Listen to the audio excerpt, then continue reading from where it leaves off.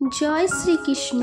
রাধে রাধে বন্ধুরা, আজ থেকে শুরু হচ্ছে পবিত্র মাস ভাদ্র মাস, যে মাসকে আমরা বলে থাকি ভগবান শ্রীকৃষ্ণের মাস এবং যে মাসকে আমরা বলে থাকি মা লক্ষ্মীর মাস।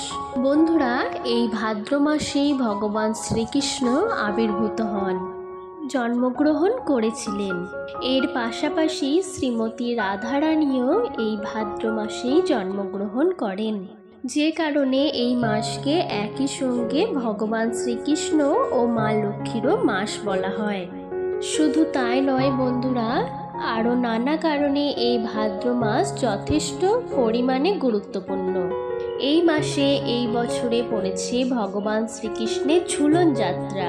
এই মাস ভদ্রাবতী পূজা শুরু হয় এই মাসে। আর এই মাসের একটি অন্যতম গুরুত্বপূর্ণ দিন হলো ভাদ্র পূর্ণিমা বা রাখি পূর্ণিমা। এই দিনে ভগবান শ্রীকৃষ্ণের ঝুলন পূর্ণিমার সমাপন এবং মৌনী অমাবস্যা বা কৌশিকী অমাবস্যা। সর্বোপরি এই মাসের গুরুত্বপূর্ণ দিন হিসাবে গণ্য করা হয় অজয়া একাদশী এবং ভাদ্র পূর্ণিমার দিনটিকে। তাই এমন নানা দিক থেকেই এই ভাদ্র মাস যথেষ্ট গুরুত্বপূর্ণ। সেই কারণে বলে থাকা হয় যে এই পবিত্র ভাদ্র মাস কোনো আধ্যাত্মিক কারণের জন্য অন্যতম পবিত্র একটি মাস। হিন্দু শাস্ত্র অনুসারে এই মাসে বিশেষ কিছু কাজ করলে যেমন গৃহে সৌভাগ্য নিয়ে আসে, সেই কারণে এই ভাদ্র মাসকে যেহেতু শূন্য মাস বলে থাকা হয়, সেই কারণে এই মাসে এমন কিছু কাজ রয়েছে যেগুলোকে এড়িয়ে যাওয়া প্রয়োজন। ঠিক এই পাশাপাশি এই মাসে কিছু খাবার খাওয়ারও বিশেষ কিছু নিয়ম রয়েছে। আবার এমন কিছু খাদ্যও রয়েছে যা এই মাসে গ্রহণ করলে দেহ ও মন পবিত্র থাকে। এরই পাশাপাশি এমন কিছু খাদ্য রয়েছে যা এড়িয়ে গেলে শরীর এবং স্বাস্থ্যের পক্ষেও অতি মঙ্গলময়। এই পবিত্র ভাদ্র মাসে কোন কোন কাজগুলি করণীয়, কি কি খাওয়া প্রয়োজন এবং কোন কোন কাজগুলি কখনোই করা উচিত নয় এবং কোন খাদ্য গ্রহণ করা একেবারেই উচিত না, এই সমস্ত কিছু বিষয় নিয়ে এই ভিডিওর মাধ্যমে আপনাদের কাছে বিস্তারিতভাবে আলোচনা করব। নমস্কার দর্শক বন্ধুরা, আমি মন। ভিডিওটি যদি আপনাদের ভালো লেগে থাকে বন্ধুরা, তাহলে বলবো ভিডিওটিতে একটি লাইক করুন। তার সঙ্গে আমার চ্যানেলে যদি আপনারা নতুন হয়ে থাকেন তাহলে আমার চ্যানেলটি সাবস্ক্রাইব করে আমার চ্যানেলে থেকে যাবেন। আর ভিডিওটি সম্পূর্ণ দেখার জন্য অনুরোধ রইল। আর বলবো, যদি ভিডিওটি ভালো লাগে তাহলে আপনজনদের উদ্দেশ্যে শেয়ার করবেন। বন্ধুরা, তাহলে ভিডিওর মূল বিষয়ে এবার যাওয়া যাক। বন্ধুরা, হিন্দু ক্যালেন্ডার অনুযায়ী অন্যান্য মাসের থেকে ভাদ্র মাস একটু অন্যতম। বাংলা পঞ্জিকা অনুসারে এটি বছরে পঞ্চম মাস। ভাদ্র মাসকে যেহেতু শূন্য মাস বলা হয়ে থাকে, কারণ প্রাচীন কৃষি সভ্যতায় এই মাসে ধান কাটা হতো, কৃষিকাজ প্রায় বন্ধ থাকতো। সেই কারণে এই মাসে কিছু মাঙ্গলিক কাজ করা একেবারেই উচিত না, যেমন বিবাহ, উপনয়ন, গৃহ আরম্ভ ও গৃহপ্রবেশ, বৃক্ষ প্রতিষ্ঠা, এই সকল মাঙ্গলিক কাজ থেকে বিরত থাকা প্রয়োজন। তবে এই মাসে অন্নপ্রাশন, নামকরণ, সাধভক্ষণ এই সমস্ত ক্ষেত্রে কোনো প্রকার বাধা নিষেধ নেই। সনাতন হিন্দু ধর্ম অনুযায়ী পবিত্র এই ভাদ্র মাসে যে খাবার সেবন করা অতি পবিত্র তা হলো পঞ্চগব্য সেবন। সঠিক পরিমাণে পঞ্চগব্য সেবন করলে দেহ এবং মন পবিত্র থাকে। এই পঞ্চগব্য আপনি বাড়িতেও তৈরি করে নিতে পারেন, অথবা বাজারে যে কোনো আয়ুর্বেদিক দোকান থেকে এই পঞ্চগব্য আপনারা কিনে নিতে পারেন। এর পাশাপাশি ভাদ্র মাসে যে খাবার খেলে শরীর সুস্থ ও নীরোগ থাকে, সেই খাবারগুলি হলো কালো তিল, ঘি, মাখন, কালো জিরা এবং গরুর দুধ। তবে এই খাবারগুলি সর্বদা সঠিক মাত্রায় গ্রহণ করা প্রয়োজন। এরই পাশাপাশি এই মাসে খাবার নিয়মেও রয়েছে। কোনো গুরুপাক জাতীয় খাবার এই মাসে একদমই গ্রহণ করা উচিত না। মশলাদার অতিরিক্ত তৈল জাতীয় খাবার এই মাসে গ্রহণ করা একদমই উচিত না, এতে শরীর পক্ষে খুবই খারাপ। এই মাসে শুধুমাত্র দধি সেবন থেকে বিরত থাকার কথা বলা হয়েছে, কারণ এতে বাত বৃদ্ধি পায়। পবিত্র ভাদ্র মাস যেহেতু আধ্যাত্মিক সাধনার জন্য এটি একটি গুরুত্বপূর্ণ মাস। এই মাস বিশেষ করে তীর্থযাত্রার জন্য অত্যন্ত শুভ। তাই যদি সম্ভব হয় কোনো তীর্থস্থানে এই মাসে আপনি ঘুরে আসতে পারেন। পবিত্র এই ভাদ্র মাসে ভগবান শ্রীকৃষ্ণ জন্মগ্রহণ করেছিলেন এবং তারই সাথে সাথে শ্রীমতী রাধারানীও জন্মগ্রহণ করেছিলেন। এই কারণে এই ভাদ্র মাসে কেউ যদি জন্মাষ্টমী ও শ্রী রাধাষ্টমী এই দুটি ব্রত পালন করতে পারেন তা গৃহের পক্ষে অত্যন্ত শুভ। এবং এরই সঙ্গে এই মাসের একটি অত্যন্ত গুরুত্বপূর্ণ দিন হল অমাবস্যার দিন, যাকে কৌশিকী অমাবস্যা বলা হয়। এই অমাবস্যাতে মা কালীর পূজা করলে ভক্তের সকল মনোবাঞ্ছা পূরণ হয়। এই মাসের সবথেকে পবিত্রতম দিন হিসেবে গণ্য করা হয় এই মাসের একাদশী, অর্থাৎ অজয়া একাদশীর দিনটি। এই দিন ভগবান শ্রী বিষ্ণুর উপবাস করা অত্যন্ত শুভ হিসেবে মানা হয়। এই দিন অন্ন গ্রহণ করা নিষিদ্ধ। ভাদ্র মাসকে যেহেতু মা লক্ষ্মীর মাস বলা হয়ে থাকে, তাই এই মাসে প্রত্যেক বৃহস্পতিবার দিন লক্ষ্মী পূজা করলে মা লক্ষ্মী অত্যন্ত প্রসন্ন হন। এবং লক্ষ্মী পূজার পাশাপাশি এই মাসে প্রত্যেক বৃহস্পতিবার দিন যদি বাড়ির ঈশান কোণে অর্থাৎ উত্তর পূর্ব কোণে একটি ঘিয়ের প্রদীপ জ্বালিয়ে রাখতে পারেন, তা গৃহের ক্ষেত্রে শুভ বার্তা নিয়ে আসে।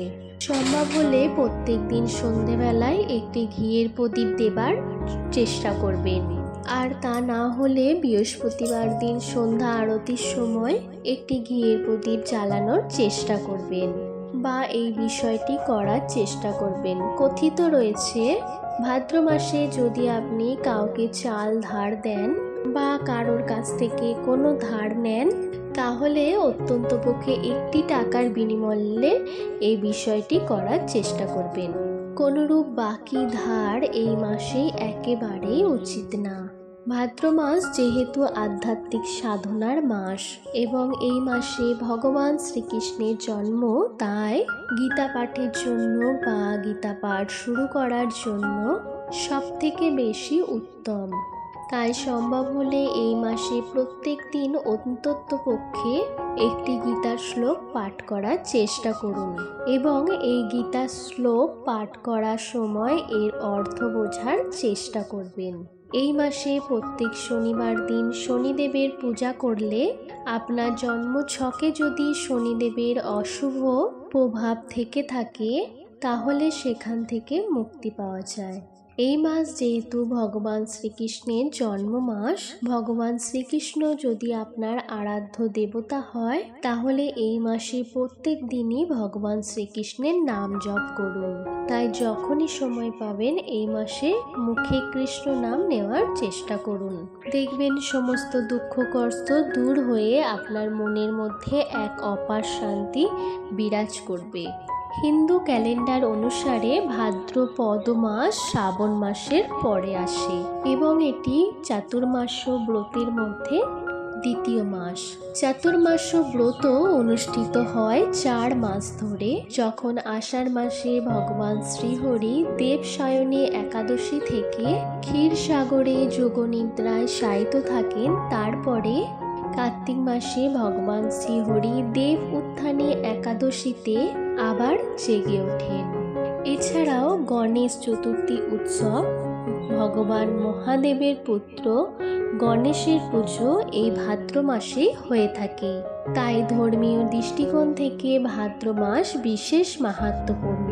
চাতুর্মাস্য ব্রতের মধ্যে পড়াতে ভাদ্র মাসে পবিত্র নদীতে স্নানের কথা উল্লেখ রয়েছে এবং বলা হয় ভাদ্র মাসে সূর্যোদয়ের আগে ব্রহ্ম মুহূর্তে ঘুম থেকে উঠতে এবং ঘুম থেকে উঠে স্নান সেরে এবং তারপরে পূজা সম্পন্ন করতে। যদি কোনোরূপ পবিত্র নদীতে স্নান করতে পারেন তা খুবই ভালো, আর যদি না পারেন তো আপনার বাড়িতে স্নানের জলে সামান্য তিল মিশিয়ে স্নান করবেন। পবিত্র নদীতে স্নানের মতোই পূর্ণ ফল লাভ করা যায়। বন্ধুরা, ভাদ্র মাসে দান কার্যেরও বিশেষ মাহাত্ম্য রয়েছে। আমাদের সনাতন হিন্দু ধর্মে যে কোনো পূর্ণ মাসে, পূর্ণ তিথিতে, পূর্ণ দিনে পবিত্র নদীতে স্নানের সাথে সাথে দানও করতে বলা হয়। আপনার সাধ্যমতো আপনি অন্ন বস্ত্র দান করুন। অত্যন্ত পক্ষে একজনকে হলেও দান করুন। যদি দান করতে না পারেন, আর যদি না করতে পারেন, তাহলে ভাদ্র মাসে গরুকে সবুজ চারা খাওয়াবেন, এক্ষেত্রেও পূর্ণ অর্জিত হয়। এবার জেনে নেওয়া যাক ভাদ্র মাসে কোন সকল খাবারগুলো আমরা খেতে পারবো না। ভাদ্র মাসে যে সকল খাবার খেতে পারবো না তার মধ্যে হলো গুড়, মূলো এবং বেগুনও রয়েছে। এছাড়াও আগেই বললাম ভাদ্র মাসে দধি খাওয়া অর্থাৎ দই খেতেও মানা করা হয়। এতে আমাদের স্বাস্থ্যে অবনতি হতে পারে, কারণ এই সময়ে আবহাওয়ার বিশেষ পরিবর্তন হয়। দই বা এই জাতীয় ঠান্ডা খাবার আমাদের শরীরের জন্য উপকারী নয়। ভাদ্র মাসে সর্দি, কাশি বা জ্বর অন্যান্য অসুখের ঝুঁকি বাড়ে। তাই প্রাচীন কাল থেকে ঋতু পরিবর্তন এবং আবহাওয়া পরিবর্তনের সঙ্গে সঙ্গে নিজেকে সুস্থ রাখতে খাদ্য তালিকার বিশেষ কিছু পরিবর্তন করতে হয়। শ্রাবণ মাসের মতনই ভাদ্র মাসে শাক খাওয়া উচিত না, এতে আমাদের পেটের গোলযোগ হতে পারে। তবে ভাদ্র মাসে মৌসুমী সবজি অবশ্যই খাবেন। এই মাসে যে সকল সবজিগুলি পাওয়া যায় সেগুলো খাবেন। এছাড়াও ভাদ্র মাসে ফল খান। এই সময়কার মৌসুমী ফলের মধ্যে কামরাঙ্গা, মৌসুম্বি প্রচুর পাওয়া যায়, এগুলো গ্রহণ করুন।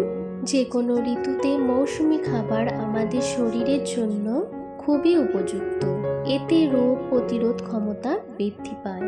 ভাদ্র মাসে আপনারা মসুর ডাল বর্জন করুন। তাছাড়া বাকি যে ডালগুলো রয়েছে সে সকল ডাল আপনারা খেতে পারেন। খাবারে অতিরিক্ত তেল মশলাযুক্ত খাবার আমাদের পেটের জন্য অত্যন্ত ক্ষতিকারক, তাই হালকা সাত্ত্বিক খাবার এই ভাদ্র মাসে গ্রহণ করতে বলা হয়। ভাদ্র মাসে তুলসী দেবীর পূজা অবশ্যই করবেন। দেবী তুলসীর পূজাতে ফুল এবং মিষ্টি অবশ্যই ব্যবহার করুন।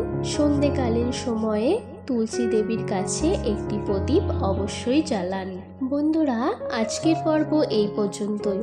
পরবর্তী পর্বে নতুন একটি বিষয় নিয়ে আপনাদের সঙ্গে কথা হবে। ততক্ষণের জন্য সকলে ভালো থাকবেন, সুস্থ থাকবেন। ধন্যবাদ।